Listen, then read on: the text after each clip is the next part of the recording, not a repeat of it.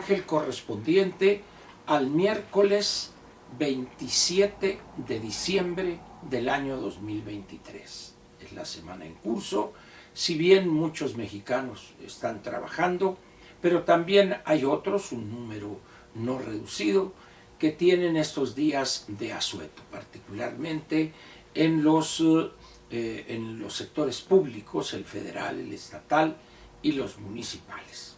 Pero en fin, estamos aquí. Ayer comenté con usted, en forma de pregunta, algunos elementos en torno a lo que estamos enfrentando en este país en estos 5 años transcurridos de este gobierno. No tiene caso hablarle de la destrucción, de esto, no. Sí, creo que a estas alturas para nadie es un secreto el desastre que ha sido esta famosa gobernación 4T. Pero quiero algunos puntos de ayer abundar un poco en ellos, particularmente en uno que es la educación.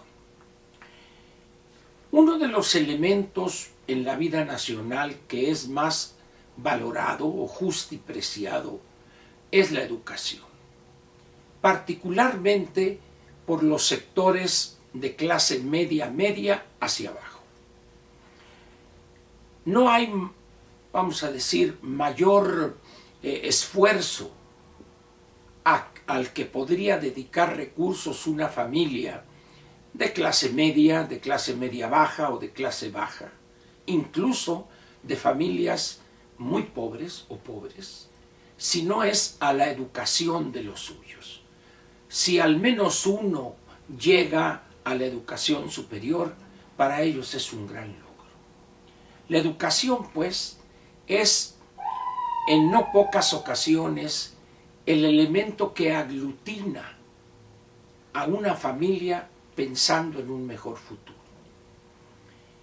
El que alguno de los suyos o algunos de los suyos lleguen a la educación superior y se conviertan en médicos, licenciados en Derecho, ingenieros, en cualquiera de las áreas de la ingeniería o en alguna otra área del conocimiento, ellos lo ven como un triunfo de toda la familia. Todos los sacrificios que hicieron durante años palidecen ante ese joven profesionista que por encima de sacrificios, de noches sin dormir, de trabajar mientras estudia, están bien pagados. En esas condiciones, pues, si usted estuviere en ese universo que estoy describiendo, de clase media hacia abajo, yo le pediría, por favor, que lo que está sucediendo en México en materia educativa lo vea usted con mucho cuidado, acuciosamente. Le diré por qué. Hace quizá unos 20 o 30 años, o 40 quizá, cuando México era una economía cerrada, los contenidos educativos cambiaban muy poco al paso de los años. Era tal el aislamiento de la economía mexicana y del país en general del resto del mundo, que una persona que había estudiado, por así decirlo, alguna rama de la ingeniería a principios de los años 50, muy posiblemente los conocimientos adquiridos en ese primer quinquenio de los años 50 haya sido lo mismo que estudió otro 10 años después, en los primeros 5 o 6 años de los años 60. Es decir, el aislamiento nos había condenado a una situación de inmovilidad de los contenidos educativos. Y eso se mantuvo hasta bien entrados los años 80. México era un país aislado del mundo y además nos habían educado para que pensáramos que eso era lo correcto. Como México no había dos, nos decían, México no requiere que otros le vengan a decir qué hacer o qué no hacer o cómo hacer esto o aquello. Y eso produjo miles o decenas de miles de profesionistas que con esos conocimientos, en algunos casos caducos, obsoletos, desarrollaran su profesión. Fueron exitosos, sacaban adelante al paciente y en aquellos casos de enfermedades complicadas que requerían instalaciones de tecnología avanzada, pues no teníamos ni los conocimientos para manejarlas, ni recursos también para adquirir esos aparatos en el exterior.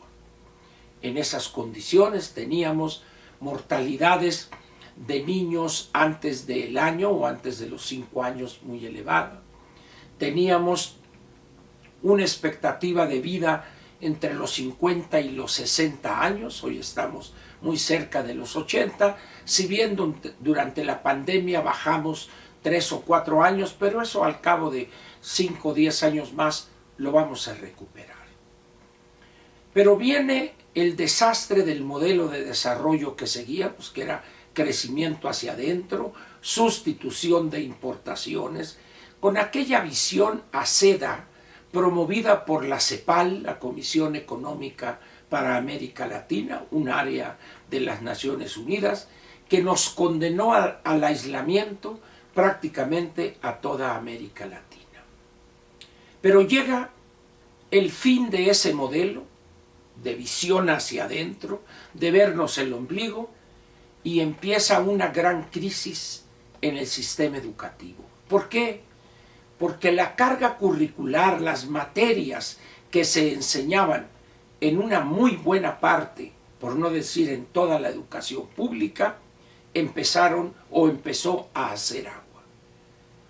Y ante la apertura, ante la demanda de una industria moderna, de un sector de los servicios con alta tecnología para atender a los consumidores, en ese momento algunas escuelas tuvieron que adaptarse, pero rápidamente, a la nueva situación. Las primeras instituciones de educación superior que se adaptaron fueron las privadas. Instituciones como el ITAM, el TEC de Monterrey, la Ibero y algunas otras, pero esas 3 serían quizá las principales en aquellos años, rápidamente se adaptaron. ¿Por qué? Porque tenían recursos económico-financieros que podían disponer de ellos e importar talento, maestros, investigadores, adquirir equipos, computadoras, primero los famosos mainframes y luego ya llegó la época de las PCs o de las computadoras individuales. Pero ¿qué pasó con la escuela pública? Se mantuvo en un atraso casi eterno que a la fecha persiste. De tal manera que la carga curricular, las materias en no pocas instituciones públicas de educación superior son, si no las mismas, pero muy parecidas en contenido a lo que estudiaron algunos jóvenes allá por los años 60, 70 y principios de los años 80. ¿Y por qué le cuento todo esto a usted, padre de familia, abuelo? Porque si usted no hace un esfuerzo todavía mayor para colocar a sus hijos o a sus nietos mediante una beca crédito o una beca parcial o total en algunos casos en alguna universidad privada de cierta calidad, ese joven, si se queda en algunas de las facultades de la UNAM, por ejemplo, que cobran la fabulosa colegiatura de 25 centavos al semestre, o algunas de las instituciones de educación superior donde las mafias sindicales reinan sin obstáculo alguno por encima de la eficiencia, de la calidad pedagógica, ese joven, hijo de usted o nieto de usted, va a tener problemas para incorporarse exitosamente al mercado laboral. Este gobierno, en estos 5 años, ha hecho un esfuerzo sobrehumano, y hay que decirlo que ha tenido éxito, para no solo mantener el atraso de esos contenidos curriculares, de esas materias, sino que además los ha llevado en algunos casos todavía más atrás.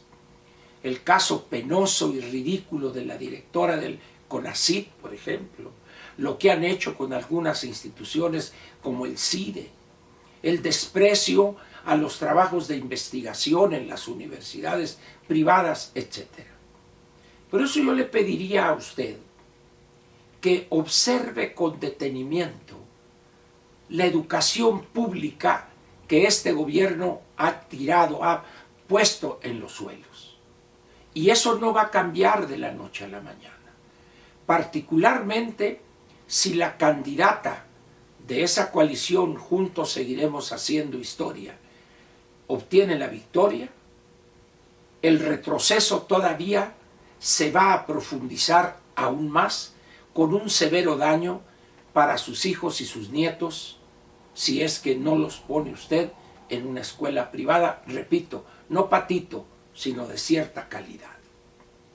Le pido pues que piense en estos días, platique con sus hijos, con sus nietos que están en la UAM, en la UNAM o en alguna institución pública de educación superior. ¿Qué les parecen los contenidos? ¿Es una educación moderna? ¿Hay una relación entre la actividad económica y lo que estudian en las aulas?